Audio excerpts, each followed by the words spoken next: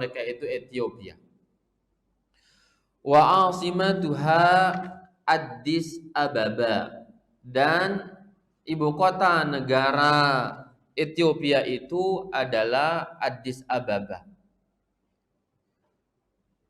Ini kata Syekh Ali Bassam rahimahullahu taala. Jadi Al-Habasyah di dalam hadis ini adalah mereka orang-orang hitam, orang-orang Sudan, ya, atau Ethiopia saat ini, yang mereka datang ke kota Madinah untuk masuk Islam, ya, masuk Islam bersama Rasulullah sallallahu alaihi wasallam. Inilah Habasyah. Yal'abuna, ya, kemudian disebutkan yal'abuna yutlaqul la'ibu ala kulli ma yul'abu bihi. Wa fi riwayat di Muslim yal'abuna fil masjidi bihirabihim. Yal'abuna, ya, kata beliau artinya bermain, ya. Dan dimaknakan dimaknai kata yul'abun ini kepada segala sesuatu yang digunakan, ya, untuk bermain, alat-alat bermain atau tempat bermain. Sehingga kata beliau, dalam riwayat Muslim disebutkan yal'abuna fil masjid biharabihim. Mereka bermain, berlatih silat di masjid Rasulullah sallallahu alaihi wasallam dengan tongkat-tongkat mereka.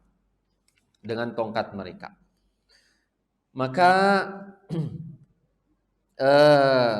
makna ijmali dari hadis bahwa, ya, dibolehkannya berlatih bermain di masjid. Dibolehkannya berlatih bermain di masjid. Ini tentang hukum seputar masjidnya. Jadi ada orang-orang yang berlatih tombak, panah atau silat di dalam masjid, hal itu dibolehkan.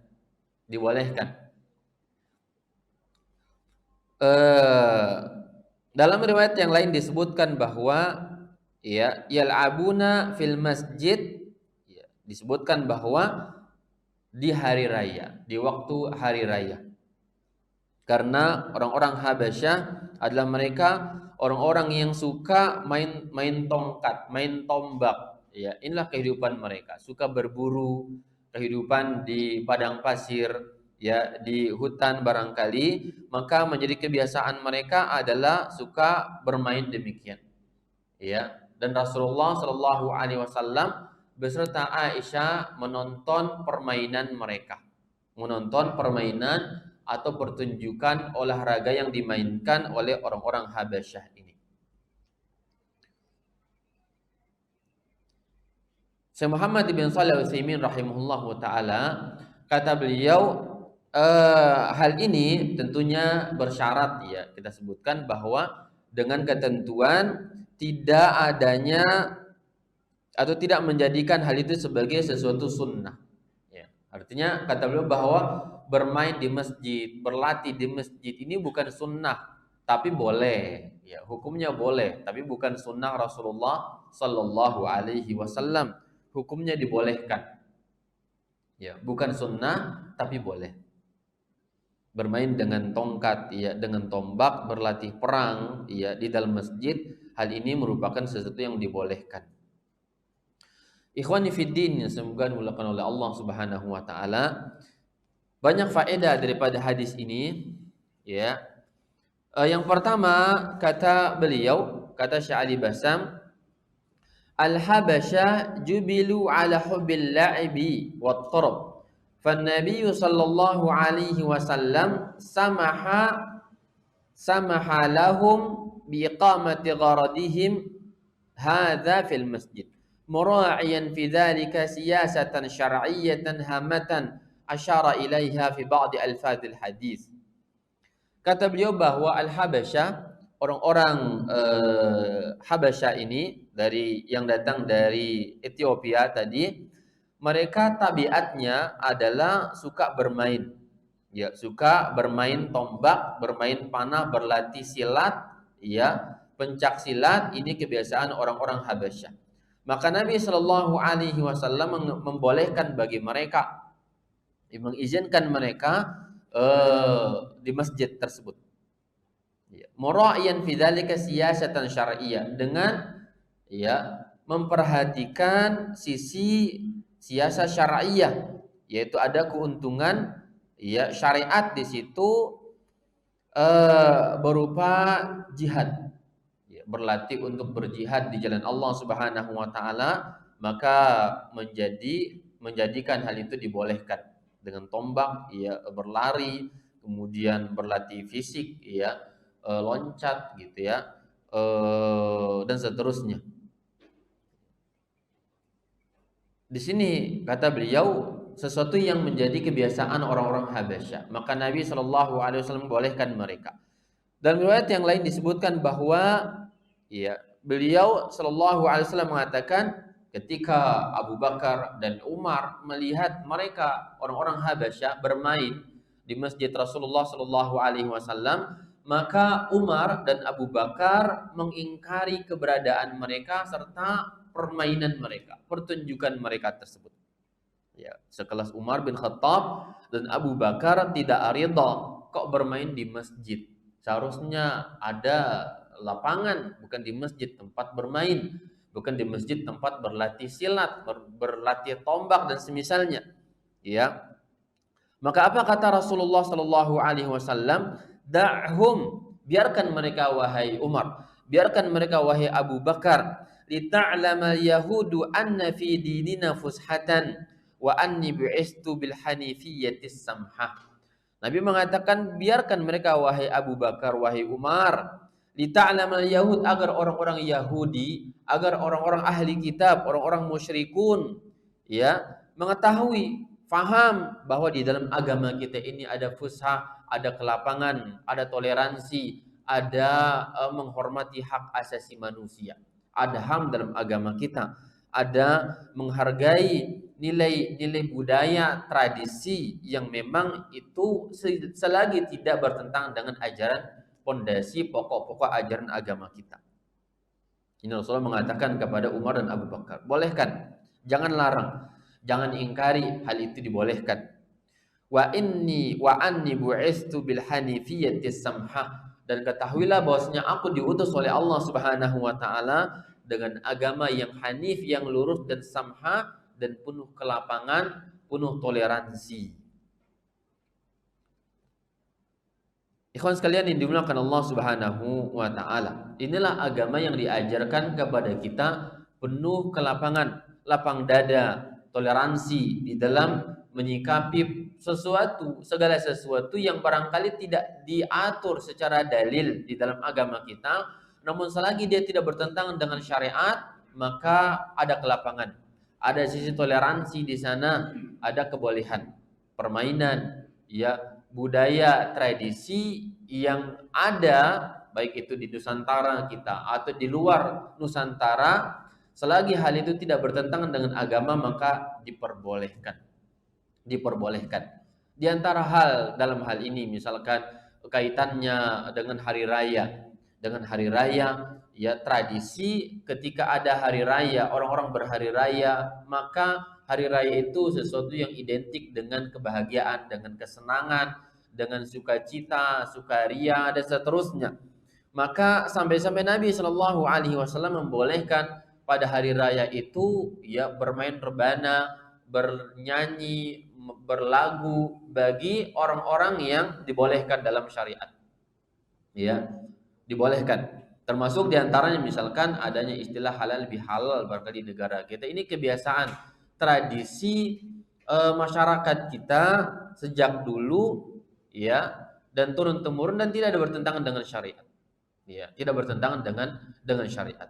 Bahkan lebih jauh lagi, sebagian saya melihat membaca fatwa-fatwa dari sebagian dai-dai yang ada, bahkan sebagian mereka yang dari Malaysia, orang-orang sunnah di Malaysia, memfatwakan, apa kata mereka, sampai menyalakan kembang api sekalipun itu dibolehkan, karena merupakan bagian dari kebahagiaan anak-anak kita di hari raya. Walaupun barangkali pendapat ini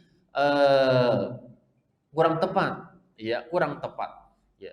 Karena jelas bahwa ya hal itu ya budaya tradisi dari non muslim. Yang dimaksudkan tadi bahwa tradisi yang dibolehkan selama tidak bertentangan dengan syariat yang datang dari kalangan kita, orang-orang Islam. Anak-anak kita suka bermain di waktu itu, ya maka dibolehkan.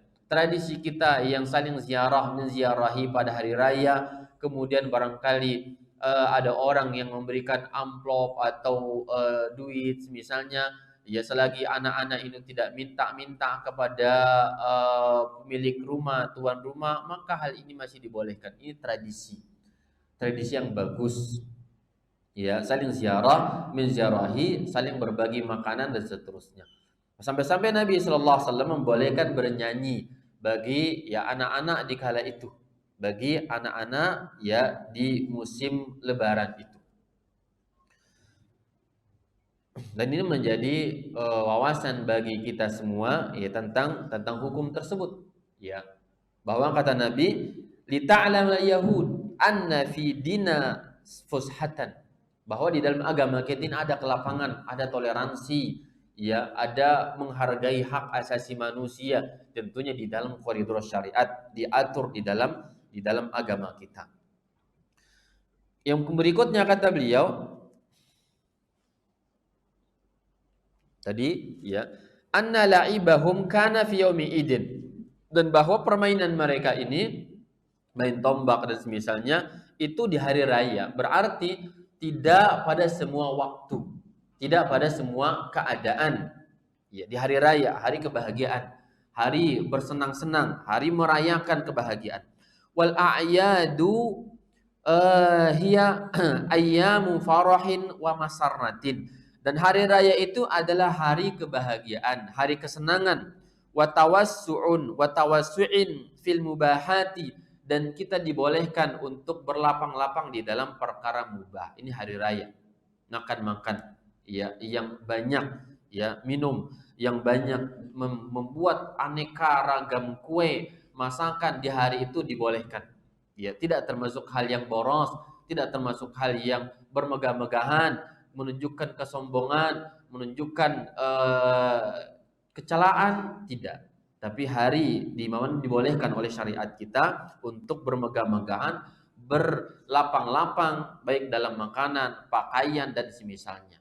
Di antaranya juga pakaian yang bagus. Anak-anak kita suka, ya, atau kita sendiri kalau datang hari raya suka beli baju baru, tradisi bangsa, tradisi Nusantara, itu dibolehkan. Ini bagian dari budaya yang tidak bertentangan dengan syariat. Ya, hari kebahagiaan, baju baru, makanan yang banyak, ya, menghiasi rumah, ya, menyambut tamu, kunjungan kekerabatan, tetangga, teman-teman, itu hal dibolehkan di dalam agama kita. Kemudian anna la'ibahum fi hirabihim fihi tadribun 'ala syaja'ati wal qital wa isti'dad lil adu wa fihi maslahatun syar'iyyatun 'ammatun. Bahwa permainan mereka dengan tongkat-tongkat itu, ya, adalah latihan di dalam apa namanya ke keahlian perang, ya, keberanian. Latihan berperang, berani, ya, dalam bertempur, maka di sini ada maslahat syar'iyah, ya, ada maslahat syar'iyah. Maka diambil faedah dari sini, segala sesuatu permainan yang ada manfaatnya, ada maslahat, dibolehkan untuk agama, untuk jihad. Sekarang banyak permainan, ya, kita tahu, ya, ada permainan ini dan itu yang kita bisa menilai dari sisi syariat, kita bawa kepada neraca agama kita, apakah permainan itu ada nilai syariat ataukah tidak, ada nilai jihad, mendukung kegiatan syar'i yaitu jihad ataukah tidak. Ya, banyak permainan. Negara kita barangkali negara yang paling banyak tradisi permainannya. Ada panjat pinang, ya, atau lari karung, atau makan kerupuk, Ya, nah kita menilai apakah itu masuk ke dalam kategori ini atau tidak. Latihan-latihan semacam itu, ya, apakah ada nilai jihadnya di dalamnya atau tidak? Ya, bagaimana menurut antum? Makan kerupuk ada nilai jihad enggak? Jihad makan kerupuk berarti berjihad untuk makan kerupuk. Ya, gimana itu? Ada tidak? Ya, futsal, main bola, ada nilai jihad tidak di dalamnya? Ya, maka lihat, ya. Kalau memang ada nilai jihad, ya maka hal itu dibolehkan di dalam agama kita. Hal itu dibolehkan. Ya. Lari karung ada ya. Barangkali kondisi bertempur pasukan kita di dalam lautan atau di pantai atau tempat apalah misalkan kita berlari dalam kondisi susah sulit ya dengan lari karung dalam lomba atau maaf latihan permainan lari karung ini kita terbiasa dalam kondisi sulit bisa lari dan semisal itu.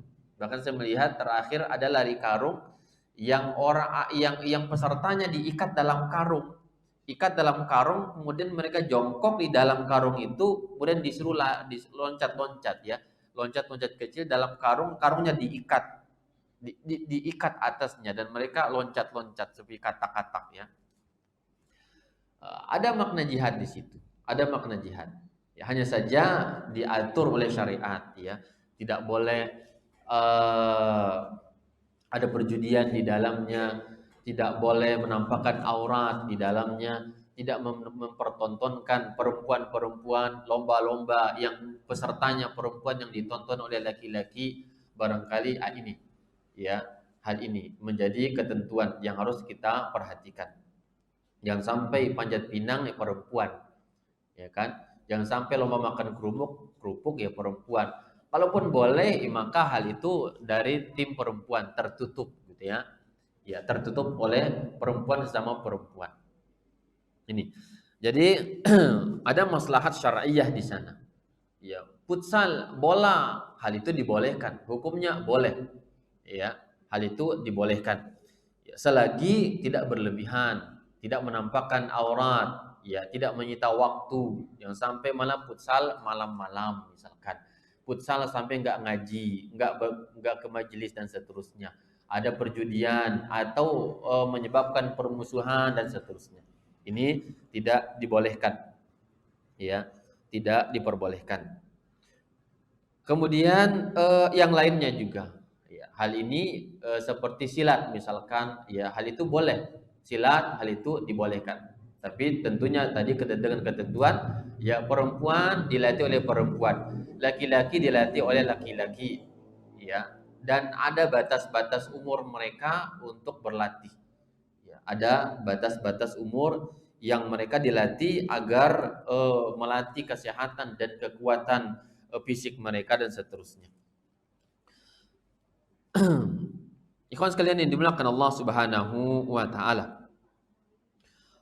Kemudian di sini juga disebutkan bahwa Aisyah mengatakan bahwa yasturuni wa ana anzuru ilaihim. Ya.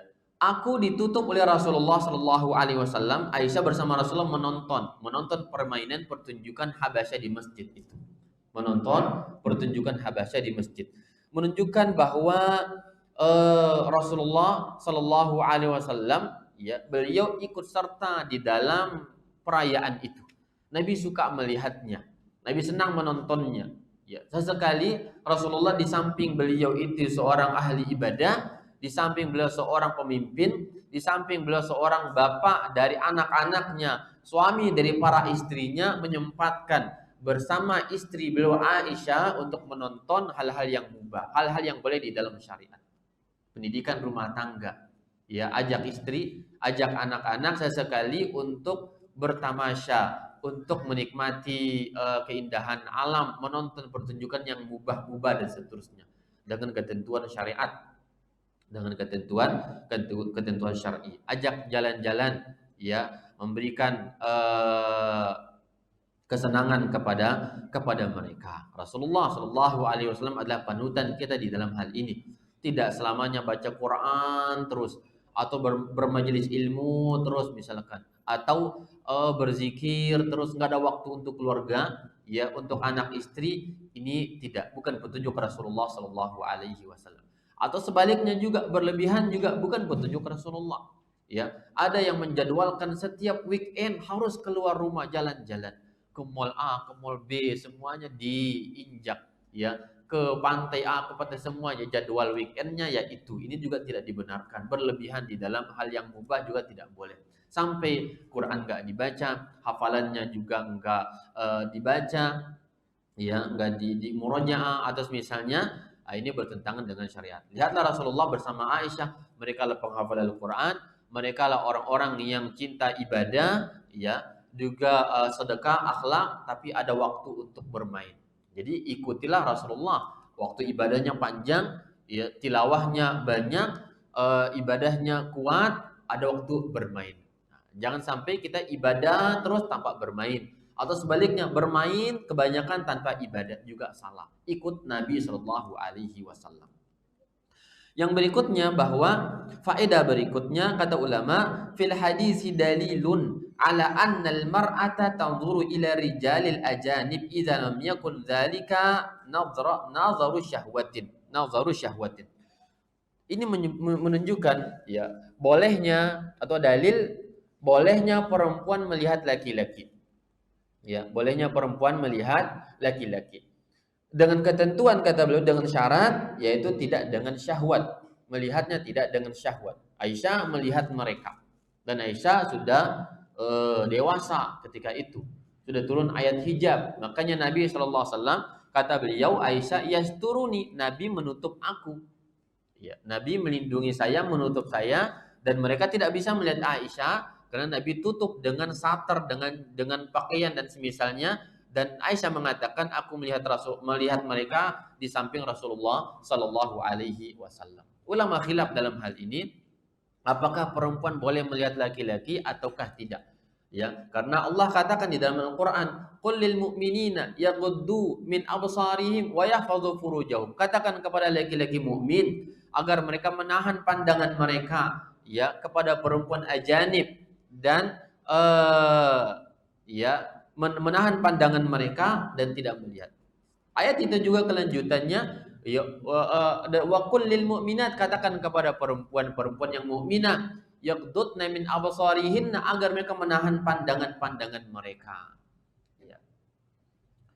Sebagian ulama mengatakan bahwa tidak boleh perempuan melihat laki-laki karena ayatnya sama. Ayat yang Allah perintahkan kepada laki-laki untuk menahan pandangan, ayat yang sama juga, ya, turun kepada perempuan untuk menunjukkan, memerintahkan mereka, perempuan, untuk menahan pandangan mereka kepada laki-laki.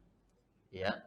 Namun kata para ulama bahwa hal itu yang dimaksudkan, Syekh Muhammad bin Shalih Al-Utsaimin rahimahullah, kata beliau, ayat ini makanya dikatakan apa? Min absarihin, min litab'id, kata beliau. Ya, katakan kepada perempuan agar mereka menahan sebagian pandangan-pandangan mereka. Sebagian maksudnya apa? Artinya sebagian yang dilarang, ada sebagian yang dibolehkan. Kapan yang dilarang? Ya, jika dengan syahwat, jika dengan talazzuz, melihatnya dengan syahwat, ya, dan semisalnya, maka ini menjadi sesuatu yang haram. Yang haram bagi perempuan memandang kepada lawan jenisnya. Ya. Zaman kita, Masya Allah, zaman media semacam ini butuh kita waspadai. Kita harus membina istri dan anak-anak gadis kita di rumah, ya, agar tidak berlebihan kepada lawan jenis mereka. Beberapa waktu lalu ada yang chat WhatsApp ke saya, Ustadz, bagaimana solusinya? Bagaimana ya akhi? Kata dia, kakak saya, atau kata dia, ya, kakak saya kandung saya, dia sudah menikah. Menikahnya sudah 20 tahun. Sudah tua artinya. Kalau 20 tahun menikah, kurang lebih mungkin 40 atau 50 tahun lah umur si ibu itu. Apa kata beliau, Ustadz? Tapi dia ini terlalu mengidolakan salah seorang ustadz, yang dia sampai sakit, rindu masuk rumah sakit gara-gara ingin bertemu dengan sang ustadz. Baru kejadiannya. Artinya ini sudah terlampau parah mengidolakan ustadz, tokoh-tokoh, bagaimana cinta kepada suaminya kalau demikian. Suami kalau sudah istri kalau sudah sampai derajat semacam itu, ini sudah parah rumah tangganya. Berarti tidak ada nilai suami di hadapan dia, tidak ada cinta kepada suaminya. Sampai sakit, rindu ingin bertemu dengan sang ustadz yang diidolakan. Ini parah. Akhwat zaman now. Hati-hati ikhwan, didik istri kita. Ya, jangan berlebihan kepada lawan jenis. Hormati suaminya, cari surga dengan suaminya. Allah yang menakdirkan dia bersuami. Barangkali suaminya tidak sebagaimana ustadz yang tampil di media tersebut dengan ketampanannya, kegagahannya, dengan ilmunya, dengan lembut suaranya. Hati-hati, didik mereka, tanamkan bahwa surga nerakamu dengan saya, bukan dengan ustadz. Didik, ya kan? Ada demikian.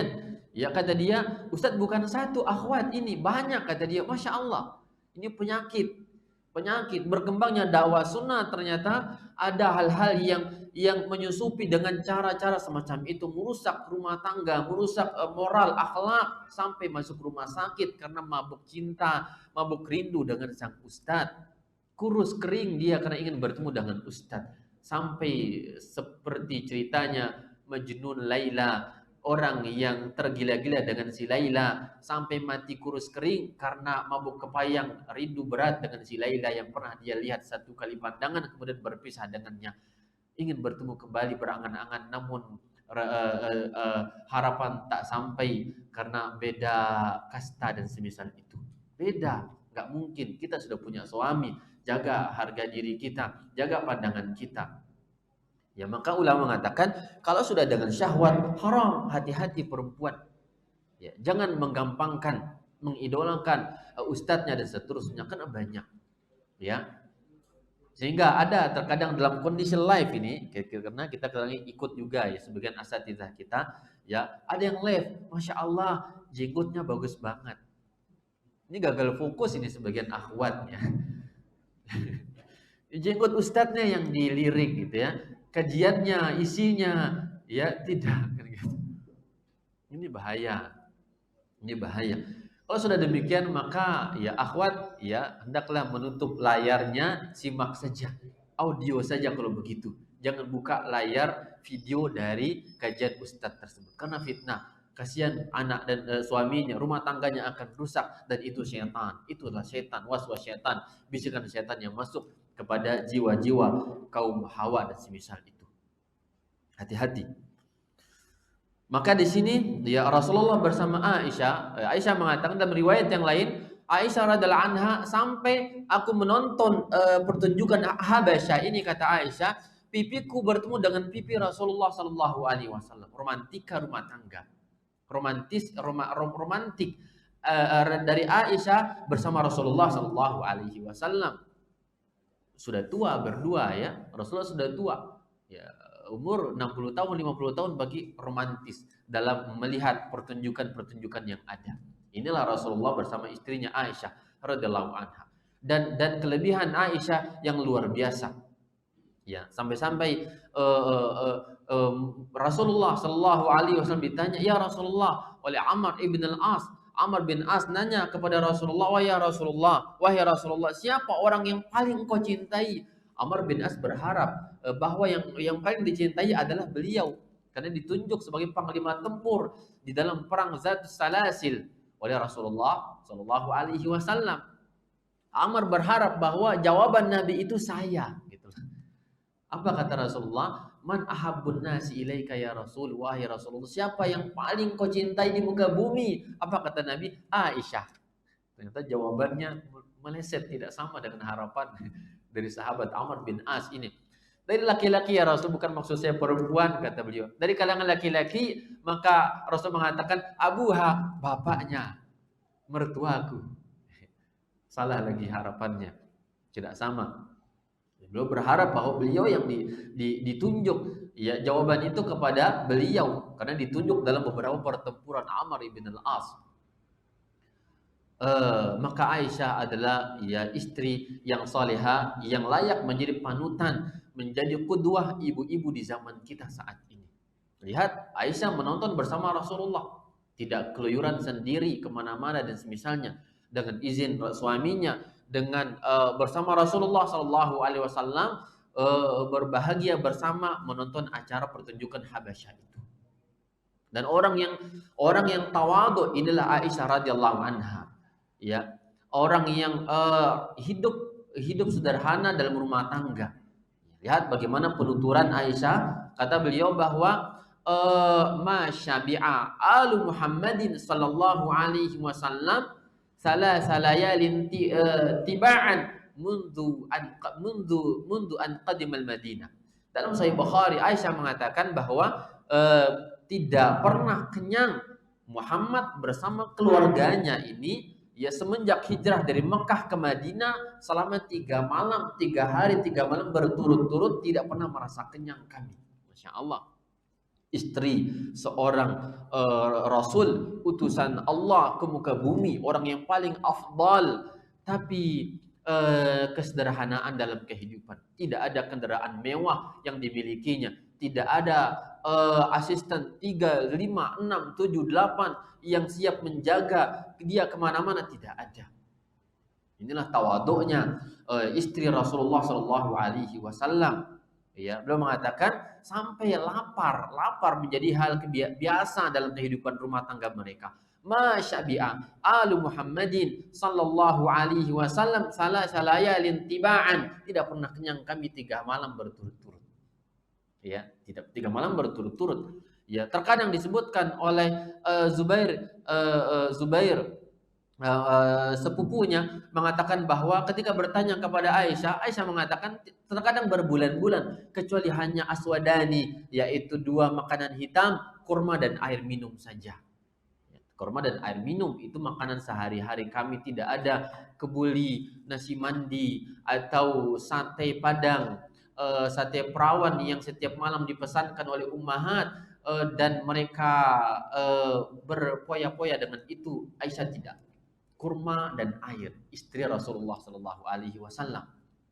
Ini para ibu-ibu ummahat hendaklah banyak belajar dari Aisyah. Ya, suatu hari dengan kesederhanaan itu, ya Rasulullah punya istri banyak gitu ya. Rasulullah punya istri banyak. Mereka berkumpul suatu saat, mereka minta tambahan nafkah, tambahan duit dapur untuk ada lebihnya, bisalah kita belikan apa.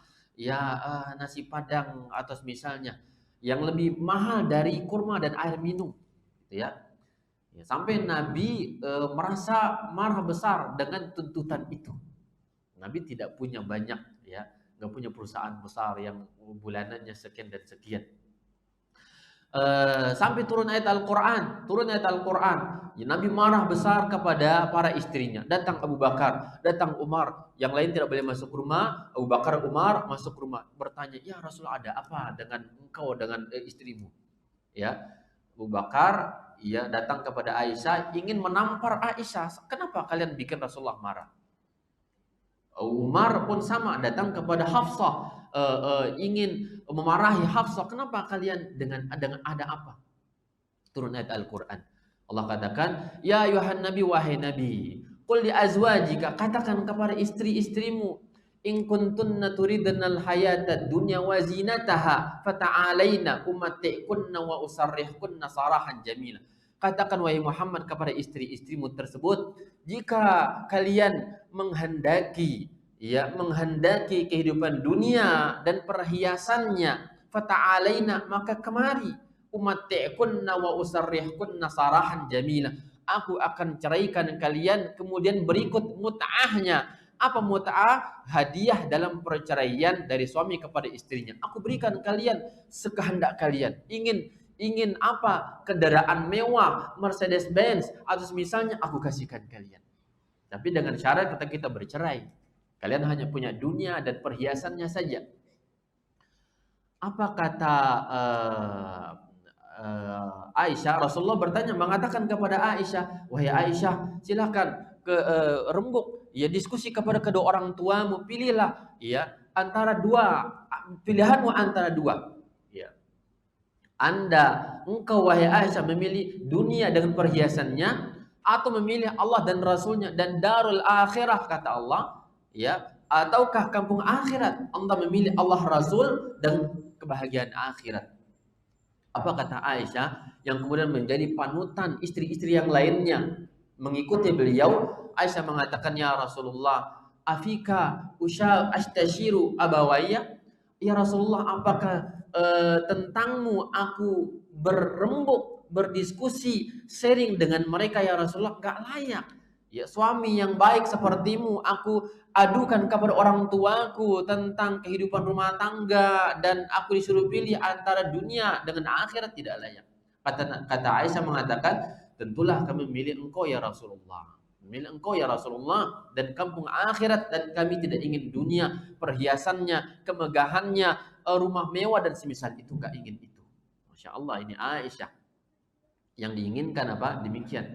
Nah, kita antum pulang nanti tanyakan istri, ingin apa? Pilih dua. Pilih dua. Mau kekayaan, kebahagiaan dunia akhirat, ya, kebahagiaan akhirat atau dunia dan gemerlapnya dunia tersebut. Ya.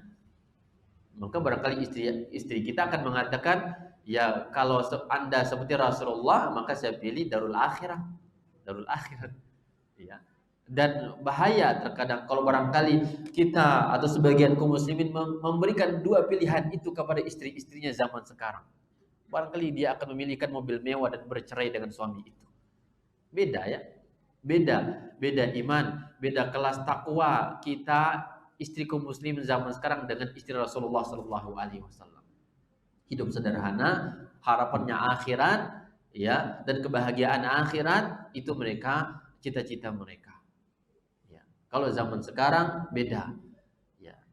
Uang dapur kurang sedikit, ya. Bahkan kalau sampai nggak ada menu makan, nggak bisa beli sayur, nggak bisa beli jengkol pagi itu, detik itu juga WA orang tuanya, pasang status di WhatsApp, Facebook dan semisalnya tentang mengeluhkan tentang apa? Tentang kefakiran suaminya, kerendahan suaminya, dan kehinaan suaminya dan seterusnya. Beda, ya. Adapun maka mereka orang-orang yang mencari akhirat. Dengan takwa itulah, dengan kesabaran itulah, ya, mereka menjadi ummahatul mukminin, ya, ibu kaum muslimin semuanya. Ibu kita adalah Aisyah. Ibunda kita adalah istri Rasulullah sallallahu alaihi wasallam. Allah katakan, wan nabiyyu aula bil mu'minina min anfusihim. Nabi sallallahu alaihi wasallam lebih utama bagi orang mukmin dari diri mereka sendiri. Wa azwajuhu ummahatum, dan istri-istri beliau adalah ibu-ibu mereka. Ibu-ibu mereka itu istri Rasulullah sallallahu alaihi wasallam. Maka wajib dimuliakan mereka. Ikhwani fiddin yang dimuliakan Allah Subhanahu wa taala. Maka di sini juga melihat bagaimana, ya, istri dengan suami, perlakuan istri kepada suaminya. Akhlaknya Aisyah kepada Rasulullah sallallahu alaihi wasallam. Romantik rumah tangganya Aisyah kepada Rasulullah sallallahu alaihi wasallam. Jika seandainya beliau minum air dari sebuah gelasnya, maka Aisyah mencari bekas bibir Rasulullah di gelas tersebut, yang beliau juga minum bekas Rasulullah sallallahu alaihi wasallam. Ya, yang jika siwaknya, sikat giginya, ya, itu maka berdua saling bergantian di dalam memakai siwak, sikat gigi antara Aisyah dengan Rasulullah sallallahu alaihi wasallam. Romantika rumah tangga, ya. Barangkali tidak seperti kita, umur sudah lanjut, sudah berumur, sudah ada uban, menyentuh tangan, memegang tangan istri dengan romantik, istri membuang tangan kita, sudah tua, malu dilihat orang. Malu katanya. Ya kan? Ya, ini berbeda, ya. Kebahagiaan itu hendaklah kekal abadi. Ya, jangan bahagia di masa hijau saja. Ketika sudah uban, ketika sudah kulit mulai keriput, kemudian gigi sudah mulai ompong atau dan semisal itu, maka dia mulai membuang suaminya atau yang lain. Ya, tidak demikian.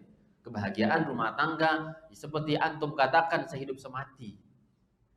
Ya, sehidup semati dalam kebahagiaan rumah tangga. Dan Aisyah adalah orang yang tawaduk di dalam rumah tangganya. Ya, tawaduk di dalam rumah tangganya. Dan layak menjadi ya panutan bagi ibu-ibu di zaman kita. Ya, ilmunya, hafalan hadisnya, terdidiknya Aisyah radhiyallahu anha adalah orang-orang yang menjadi panutan. Para sahabat datang bertanya kepada Aisyah tentang agama, tentang Rasulullah sallallahu alaihi wasallam, tentang bejana Nabi, tentang pakaian Nabi dan seterusnya. Sampai-sampai Aisyah mengatakan bahwa aku ya membersihkan, mengeringkan pakaian bekas air mani Rasulullah di pakaiannya yang telah mengering, yang beliau tidak sempat cuci dan seterusnya. Pakaian suami dipersiapkan untuk sholat, dibersihkan. Ini dibersihkan dari bekas air mani, dari hubungan intimnya dan seterusnya. Inilah istri Rasulullah Sallallahu Alaihi Wasallam. Ikhwan sekalian yang dimuliakan oleh Allah Subhanahu wa taala. Maka ambil pelajaran dari itu. Ambil hikmah dan pelajaran dari hal tersebut.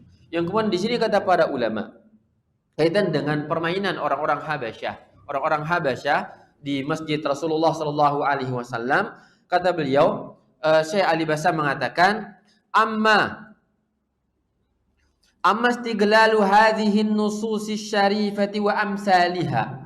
Adapun menyalahgunakan nas-nas semacam ini, wastiglali samahatil islami, dan memanfaatkan kelapangan Islam, keluasannya, li ifsya'il aghanil muharramati wal majalisil khali'ati wal aswatil fatinatir raqiqah wal manazir al mukhajjalah fa hadza la yajuzu. Kata beliau, adapun mengambil dalil syariat untuk membolehkan musik-musik, lagu-lagu haram yang didendangkan oleh perempuan di panggung-panggung pentas-pentas mereka tersebut, campur baur dan semisalnya, ya, di majelis-majelis mereka, kata beliau, dengan suara-suara yang memfitnah bagi kaum laki-laki, ya, dengan pakaian yang tidak syar'i, kata beliau, fa hadza la yajuzu, ini tidak dibolehkan.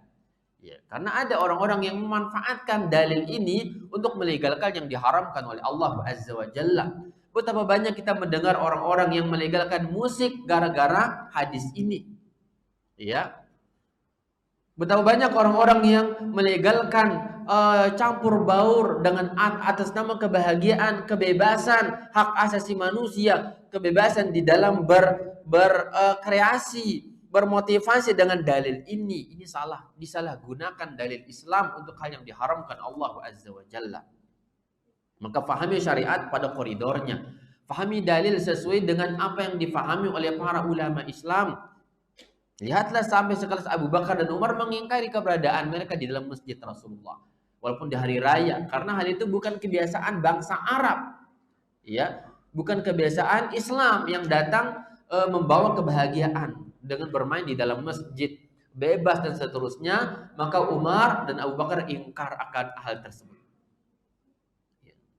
Ini sikap para sahabat khulafa ar-rasyidin. Jangankan membolehkan yang lain. Ketika hari raya, karena hadis ini juga kaitan dengan hari raya, ya, Umar bin Khattab atau Abu Bakar menemukan ada jariyah, jawari, ya, perempuan-perempuan kecil di rumah Rasulullah bermain bersama Aisyah, memukul rebana, bernyanyi lagu Bu'ats, nasyid Bu'ats, ayam Bu'ats, yaitu hari di mana hari pertempuran antara kabilah Aus dan Khazraj di kala itu. Ya. Mereka bertempur di masa jahiliyah, dan dengan syair-syair mereka memotivasi para pejuang-pejuang mereka. Bernasyid untuk memberikan motivasi kepada para pejuang yang kemudian diriwayatkan, dihafal, dilakukan di masa-masa Islam di kala itu. Umar mengatakan, apakah di rumah Rasulullah ada seruling syaitan? Apakah di rumah Rasulullah ada lantunan-lantunan lagu yang haram, yang tidak sejalan dengan syariat? Yang seharusnya di rumah tangga Rasulullah adanya murattal Al-Quran. Yang seharusnya di rumah tangga Rasulullah ada zikir, tilawah, dan seterusnya. Namun Nabi mengatakan bahwa biarkan wahai Abu Bakar, biarkan wahai Umar, ini adalah hari kebahagiaan. Hari kebahagiaan. Yang hanya para ulama kita mengatakan difahami hal ini sesuai dengan koridor syariat, ketentuan dan standar-standar syariat. Al-Imam Ibnu Hajar mengatakan ya tidak dijadikan dalil, tidak boleh dijadikan dalil hadis semacam ini oleh mereka yang suka dekat dengan hal-hal yang diharamkan Allah Subhanahu wa taala. Terlalu berlapang-lapang di dalam syariat juga tidak dibolehkan. Ya, tidak dibolehkan. Karena ini kebiasaan mereka. Kalau kita orang Nusantara, bukan kebiasaan kita bernyanyi, berlaku dan seterusnya, namun itu kebiasaan orang-orang kufar. Ya, dengan cara-cara mereka, dengan alat-alat musik mereka, dengan isi konten-konten lagu-lagu mereka, berarti seharusnya bukan tradisi kita. Seharusnya itu tidak ada. Kan ini kaitan dengan tradisi kaum mereka. Ada tradisinya kalau hari raya ya menepuk rebana dan bernyanyi nasyid, ya, yaitu lagu mengingat hari kepahlawanan kaumnya dahulu dalam perang Bu'az, ya, yang terjadi di kalangan mereka. Ya, kita nggak punya tradisi semacam itu, nggak ada. Ya, walaupun mungkin butuh dikaji, dilakukan sebuah kajian ilmiah. Bagaimana tradisi bangsa Indonesia, Nusantara sebelum Islam datang. Ini barangkali butuh kajian ini. Butuh kajian. Sehingga kita bisa membedakan mana tradisi yang hak, yang dibolehkan syariat, dan mana yang bertentangan dengan syariat yang kemudian kita haramkan nantinya. Butuh dikaji ini. Persoalannya apakah sudah ada hasil kajian ilmiah, ya, meneliti manuskrip sebelum Islam, di zaman penjajahan, bagaimana tradisi Nusantara itu yang asli. Ya. Butuh kajian. Apa yang mereka lakukan di kala itu? Yang kemudian jika hal itu boleh, maka dibolehkan dalam syariat kita. Ini kata beliau. Apalagi di zaman kita, ya, manusia gampang ya untuk membela dirinya, bawa dalil untuk membela dirinya. Padahal dalil itu adalah dalil yang seharusnya bumerang bagi dia, bukan untungnya, tapi hujatan bagi dia, dalil-dalil tersebut. Maka kata beliau, fahada syai'un wa hada syai'un akhar. Ya, lagu, musik dan cara dilantunkannya ini sesuatu yang lain, ada hukumnya. Namun hal ini ada hukum tersendiri karena ini beda tempatnya dan cara dilakukan itu beda. Wal Islamu wasatun bainal ghali wal jafi. Sedangkan Islam ini adalah pertengahan, moderat. Islam itu adalah pertengahan, wasatiyah, antara al-ghali, gulu berlebihan, wal jafi, yaitu juga keras, ya, gulu di dalam membolehkan syariat, terlalu berlapang-lapang, wal jafi, terlalu kaku di dalam memahami syariat juga tidak dibolehkan. Islam pertengahan. Dilihat apakah hal itu bertentangan dengan syariat ataukah tidak. Dan juga kata beliau di sini ada, ya, dalil bahwa perempuan itu hendaklah menutup auratnya. Aisyah ditutup Rasulullah SAW, ditutup auratnya oleh Rasulullah SAW dalam kondisi menonton mereka tersebut. Ya, ini pelajaran bagi para suami, bagi para bapak-bapak. Tutup aurat anak-anak gadis kita, istri kita ditutup. Ya, jangan biarkan bebas begitu saja dalam pergaulannya, dalam tontonannya dan seterusnya. Rasulullah memberikan tontonan kepada Aisyah hal-hal yang boleh. Namun sebagian suami membiarkan istrinya nonton sinetron Korea atau Jepang atau yang lainnya. Diperbolehkan itu. Ya, ada nama sinetronnya ikatan ini, ikatan itu dan seterusnya. Ya, dibolehkan oleh bangga suami tidak menegur istrinya, ini kesalahan besar. Ini membiarkan kemungkaran, maksiat di dalam rumah tangga. Ini juga diharamkan di dalam Islam. Dayyus, suami yang dayyus, yang membiarkan anak istrinya di dalam kemaksiatan, di dalam rumah tangga dan seterusnya. Ikhwan sekalian yang dimuliakan oleh Allah Subhanahu wa taala,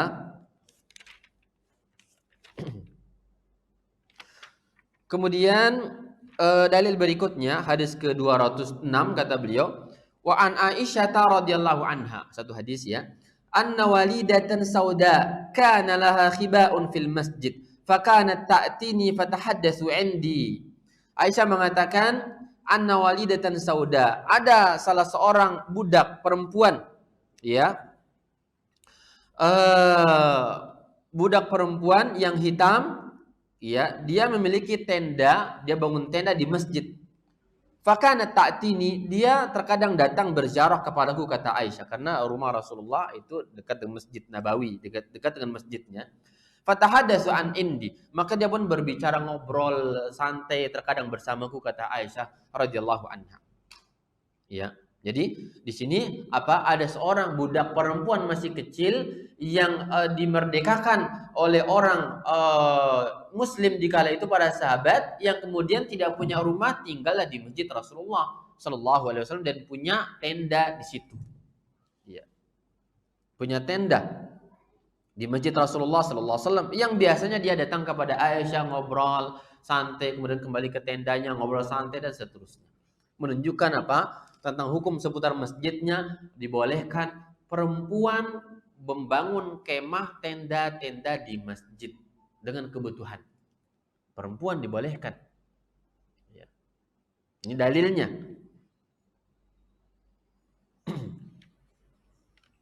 Sehingga kata beliau, Syekh Ali Bassam mengatakan, al-haditsu yadullu ala jawazil iqamati wal manami fil masjid hatta minan nisa. Dalil ini, hadis ini menunjukkan bolehnya menetap dan tidur di masjid, sampai perempuan pun dibolehkan. La siyama liman lam yakun lahu ma'wa yuqimu fi, apalagi orang-orang yang tidak punya rumah tempat tinggal, tunawisma. Ya, tunawisma boleh tinggal di masjid. Kama kana ahlus suffa mulazimina suffa fi masjidihi sallallahu alaihi wasallam. Sebagaimana ahlus suffa dahulu, mereka tinggal di rumah di masjid Rasulullah dengan membuat tenda-tenda dan boleh menginap di situ. Dengan ketentuan tadi? Menjaga auratnya dan tidak terjadi fitnah, ya, syahwat dan semisal di masjid itu. Ya, masjid tempat menginap.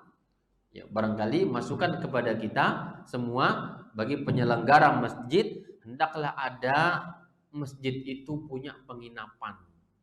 Orang-orang yang barangkali mampir bersafar jauh, ya, di masjid, ya, ingin menginap, disediakan kamar inap bagi para musafir.